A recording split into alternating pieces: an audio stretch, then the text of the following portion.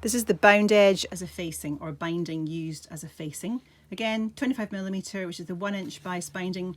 Unfold and pin the binding, this time to the right side of the hem. We're going to sew it on the right side, and we're going to turn it away to the inside. So take your piece of calico, take your binding.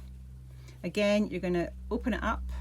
So this is the right side, this is the right side of my fabric. You're going to do the same, place it along the edge, and you can pin it, and you want to stitch in that ditch. So it's the same start, bit different because you're doing it on the right side this time. Let's see if this machine starts. It does. I'm stitching in the ditch. I'm not pinning it this time. I'm just taking my time, trying to get in that ditch as best I can.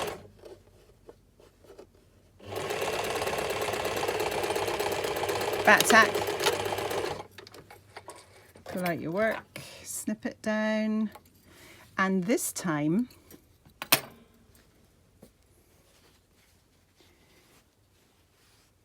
stitch in the unfolded crease, then fold binding up fully on wrong side and top stitch in place. So that means you turn your work over and you're actually going to take the whole 25mm or 2.5 centimeters or 1" up to the inside of the garment, and what it's doing is it's giving a protective, slightly reinforced hem, and it's also meaning the hem of the actual garment is tiny, but it's giving you this nice deep hem. And we're going to now top stitch along this edge of the binding.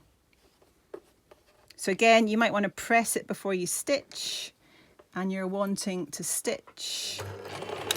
Oh look, my needle's come undone. It's quite good if this happens in demos, so you want to make sure if it comes undone, I would just give it a snip. The reason it came undone, I think, was because when I snipped my work, I hadn't pulled enough through the needle. So forming the next row of stitching, the needle had to go all the way up and down and take up a lot more thread than I had allowed, so it quite often slips out. So if that happens a lot with you, make sure you leave a decent amount here when you start sewing. Let's start again. Take your binding, fold it up to the inside of your garment, and stitch down on the edge. Let's see if I can get this nice and neat. So we're going to make sure it's nice and folded, and I'm top stitching near that edge. Now the thing is, you will have your spool stitch, the understitch, showing on the outside of your garment, so you might want to think about making sure the colour is one you want, and being extra careful how neat you are when you're sewing. So again, I'm going to take my work out, give it a snip. Let's have a look. I'm going to snip off that little bit there, and that's it in place there. I'll just give that a wee press and then let you see behind me. Give it a press.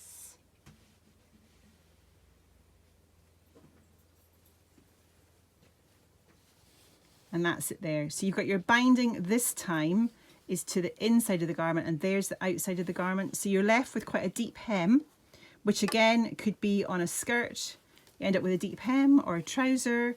And if you use a lovely contrast colour, that makes a really nice feature maybe on the inside of your garment.